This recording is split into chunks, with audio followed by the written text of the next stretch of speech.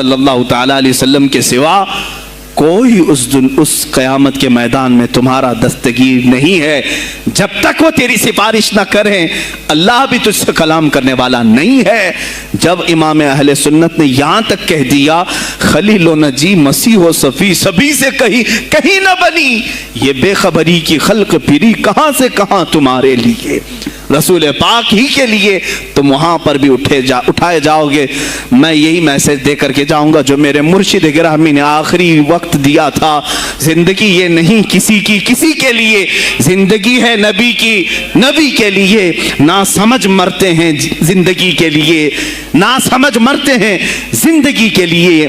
جینا مرنا ہے سب کچھ نبی کے لیے. بلحوث سن، سیم و زر کی بندگی اچھی نہیں. بلحوث کہتے ہیں ہوس کا پجاری، خواہشات کا پجاری. میرا مرشد یہ کہہ کر گیا ہے ہمیں، بلحوث سن، سیم و زر کی بندگی اچھی نہیں، ان کے در کی بھیک اچھی سروری اچھی نہیں، ان کے در کی بھیک اچھی سروری اچھی نہیں. اور کہتے ہیں جو پیا کو بھائے اختر وہ سہانا راگ ہے، جو پیا کو بھائے اختر وہ سہانا راگ ہے. جس سے ناخوش ہو پیا وہ راگنی اچھی نہیں. جو میرے نبی کو نہ پسند آئے وہ بات ہی اچھی نہیں. جو میرے نبی کو نہ پسند کام ہو وہ کام ہی اچھا نہیں. جس سے ناخوش ہو پیا وہ راگنی اچھی نہیں. عزیزان گرامی وقار، سرکار بغداد ان کی کرامات اپنی جگہ پر، لیکن ان کی زندگی کے کچھ اہم گوشے میں لے کر آج حاضر ہوں. آج ہمارے حالات کے اعتبار سے بھی ضرورت ہے اس کی. جب آپ پروان چڑھتے رہے اپنی ماں کی گود میں، بہت جلدی آپ کے والد گرامی کا انتقال ہو گیا. آپ سے خود پوچھا گیا تھا غوث پاک سے، آپ کی جوانی میں یا جب آپ کا شہرہ بغداد میں بہت ہو گیا تب پوچھا گیا تھا آپ کو اپنے ولی ہونے کا احساس کب ہوا. غوث پاک سے ہی پوچھا گیا تھا آپ کو کب پتا چلا اللہ نے آپ کو ولایت کا یہ مقام عطا کیا. آپ فرماتے ہیں جب میں 10 سال کا تھا، مدرسے جاتا تھا تو غیب سے ایک آواز آتی تھی، افصحوا فی المجالس لولی اللہ. غیب سے آواز آتی تھی اے لوگوں مجلس میں جگہ چھوڑ دو، اللہ کا ولی آ رہا ہے. یہ آواز صرف میں نہیں، میرے استاد بھی سنتے، وہاں بیٹھے شاگرد بھی سنتے، اور سب کھڑے ہوتے تھے، جگہ دیتے تھے. غوث پاک فرماتے ہیں جب ہر بار مجھے یہ آواز آنے لگی تب مجھے احساس ہوا کہ اللہ تعالیٰ نے مجھے ولایت کا تاج پہنایا ہے. پھر آپ کو لہو و لعب میں، کھیل کود میں نہیں رکھا گیا. فرماتے ہیں ایک بار میں صرف ایک گائے کی پونچھ پکڑنے کی کوشش کر رہا تھا، گائے پلٹ گئی، فصیح عربی میں کہنے لگی الہذا خلقت ام بہذا امرت یا عبد القادر، اے عبد القادر کیا تجھے اسی کام کے لیے پیدا کیا گیا یا تجھے اللہ نے اس کام کا حکم دیا کہ میری پونچھ پکڑے. غوث پاک فرماتے ہیں میں چونک گیا کہ یہ ایک جانور مجھ سے عربی میں بات کر رہا ہے.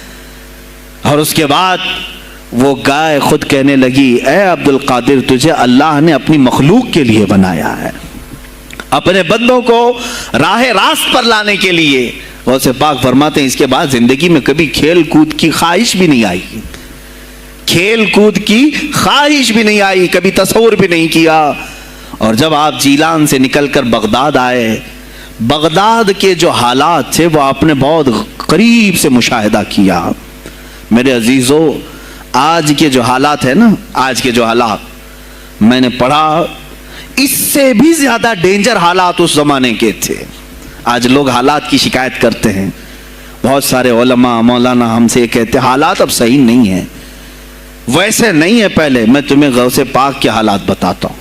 اس وقت سیاسی حالات کیا تھے، اس وقت سیاسی حالات اتنے خطرناک ہو چکے تھے. بغداد میں شیعوں نے اپنا گڑھ جمایا تھا، یہاں تک کہ ہر عالم پر، ہر وائز پر، ہر امام مسجد پر پابندی تھی. سیدنا ابو بکر صدیق اور حضرت عمر کا کوئی نام نہیں لے سکتا تھا، کوڑے مارے جاتے تھے. شیخین کا اگر کسی نے نام لے لیا کسی عالم نے، کوڑے مارے جاتے تھے. خلیفہ واثق باللہ تک یہ تاریخ چلی بغداد میں، اور سلطنتیں ٹوٹ چکی تھیں. سیاسی حالات اس قدر خراب ہو چکے تھے، چھوٹی چھوٹی ٹکڑیوں میں بٹ چکے تھے مسلمان. مصر کی طرف دیکھیں تو فاطمی حکومت قائم ہو گئی تھی، وہ اپنے آپ کو فاطمی کہہ رہے تھے. بغداد میں عباسی خاندان حکومت کر رہا تھا اور وہ بھی سمٹ کر کے صرف بغداد کے اطراف رہ گئی بس.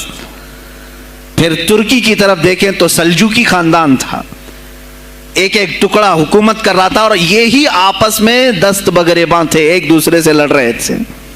اور پھر پلس اس پر ایسا کہ بازنطینی جو عیسائی تھے, صلیبی تھے, ان سلطنتوں کو آپس میں لڑا کر کے اس قدر شدت پیدا کر چکے تھے کہ بغداد والا مصر نہیں جا سکے, مصر والا ترکی نہ آ سکے.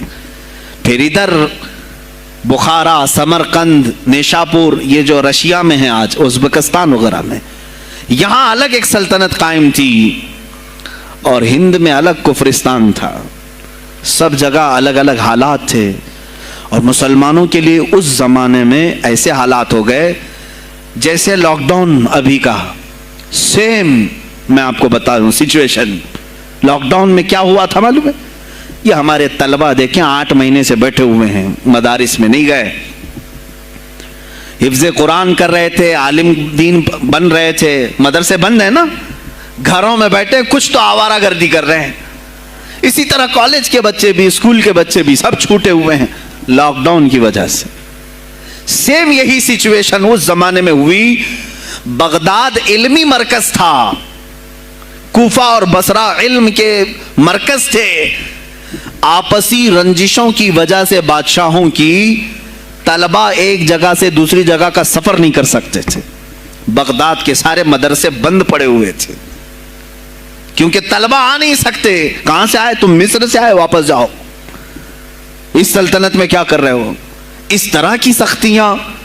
یہاں تک کہ یہی زمانہ ہے جب حسن بن صباح نام کا ایک ایسا منافق جس نے اس زمانے کے بادشاہوں کو خرید لیا اور کچھ لوگوں کو نشے کا خوگر بنایا. حشیشین وغیرہ آپ نے سنا ہوگا, صلاح الدین ایوبی کا زمانہ ہے یہ. غوث پاک سے صرف 4 سال بعد صلاح الدین ایوبی آئے, صرف 4 سال بعد. اس زمانے میں حسن بن صباح نے ہزاروں نوجوانوں کو نشے کا عادی بنا دیا تھا, ہزاروں نوجوان. اور کیسا نشہ, کوکین, افیون وغیرہ سب تو لے کر کے تو لوگ ہوش میں آ جاتے ہیں. وہ ایسا تھا کہ اس نے جو نشہ دکھایا تھا, ایک چھوٹے سے کمرے میں ان کو رکھتا اور انہیں بتاتا کہ یہ درخت ہیں, یہ نہر ہے, یہ محل ہے, یہ حور ہے, تو اسے وہ جنت ہی سمجھتے تھے. اور پھر اس کمرے سے باہر نکالتا اس کو, تڑپ تڑپ کے آدمی مر جاتا کہ مجھے میری جنت میں واپس کرو. وہ جنت نہیں کمرہ ہوتا تھا, لیکن نشہ اسے ایسا کرایا جاتا تھا کہ اس کمرے کو وہ جنت سمجھنے لگتا تھا. اور ان نوجوانوں سے کیا کرایا جاتا تھا؟ ان کو نشے کا عادی بنا کر کے باہر نکالا جاتا, انہیں ٹارگیٹ دیا جاتا, فلاں مجلس میں جاؤ, فلاں خلیفہ کو قتل کرو, فلاں وزیر کو مارو, فلاں سپاہیوں کو مارو, فلاں عالم دین کا قتل کرو. اور وہ اپنا ٹارگیٹ پورا کر کے آتے اس لیے کہ انہیں نشہ چاہیے تھا. وہ 1 دن 2 دن سے زیادہ اس نشے کے بغیر رہ نہیں پاتے ہیں. وہ اپنا ٹارگیٹ کرنے کے لیے اپنی جان بھی جوخم میں ڈالتے ہیں.